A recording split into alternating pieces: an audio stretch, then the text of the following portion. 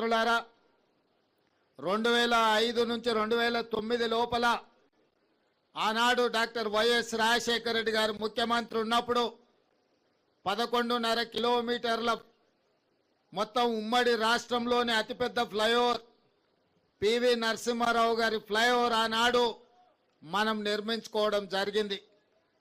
మళ్ళీ ఈరోజు కాంగ్రెస్ పార్టీ అధికారంలోకి వచ్చిన తర్వాతనే 4 కిలోమీటర్లు పైగా రెండవ అతి పొడవైన ఫ్లైఓవర్ ఈరోజు జూ పార్క్ దగ్గర ఆరాంఘర్ ఫ్లైఓవర్ని మనం నిర్మించుకొని మనకు మనమే పోటీ అని ఈరోజు నిరూపించుకోవడం జరిగింది.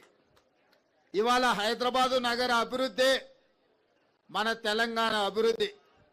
ఈ హైదరాబాదు నగర అభివృద్ధి కోసం మన ప్రభుత్వం వచ్చినప్పటి నుండి ప్రణాళికలు చేసి ప్రణాళికలలో భాగంగా రోడ్ల విస్తరణ, మెట్రో రైల్ నిర్మాణం, తాగునీటి సమస్యల పరిష్కారం, అదేవిధంగా శాంతి భద్రతల పరిరక్షణ, నిరుద్యోగ యువకులకు ఉద్యోగ ఉపాధి అవకాశాల కార్యక్రమాలన్నిటిని కూడా తీసుకొని ఒకటొక్కటిగా పరిష్కరించుకుంటూ ప్రజాప్రతినిధుల చేత చర్చ చేస్తూ ఈ సమస్యలను అన్నిటిని కూడా పరిష్కరించుకున్నాం.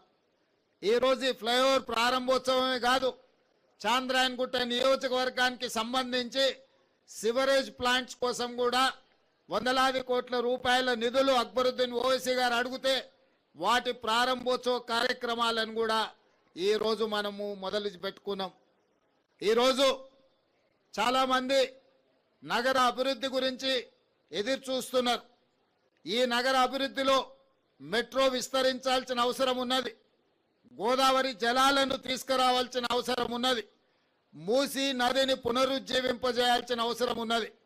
ఆనాడు నిజాం సర్కార్ 1908లో వరదలు వచ్చినప్పుడు హైదరాబాదు నగరంలో వేలాది మంది చనిపోయినప్పుడు ఆ రోజు మోక్షగుండం విశ్వేశ్వరయ్యను ఒక ఆర్కిటెక్టుగా ఇంజనీర్గా నియమించి ఉస్మాన్ సాగర్, హిమాయత్ సాగర్ను నిర్మించడమే కాకుండా వకారాబాద్ నుంచి వచ్చే మూసా, ఈసా నదుల యొక్క వరదల్ని నియంత్రించి హైదరాబాద్ నగరానికి తాగునీటి సమస్యను పరిష్కరించడమే కాకుండా ఈ హైదరాబాద్ సిటీని లేక్ సిటీగా, లేక్స్ అండ్ రాక్ సిటీగా ప్రపంచంలోనే ఒక గొప్ప పేరు నిజాం సర్కార్ ఆనాడు హైదరాబాద్ నగరానికి తీసుకొచ్చిండు. ఇవాళ ఆనాడు నిజాం చేసిన అభివృద్ధిని పరిరక్షించుకుంటే ప్రపంచ చిత్రపటంలో హైదరాబాదు నగరంతో పోటీ పడే నగరమే లేదు.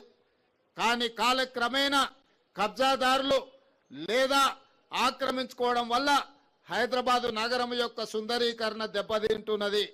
ఈరోజు హైదరాబాదు నగరంలో చిన్న వర్షం వచ్చినా వరదలు వస్తున్నాయి, ట్రాఫిక్ జామ్లు అవుతున్నాయి.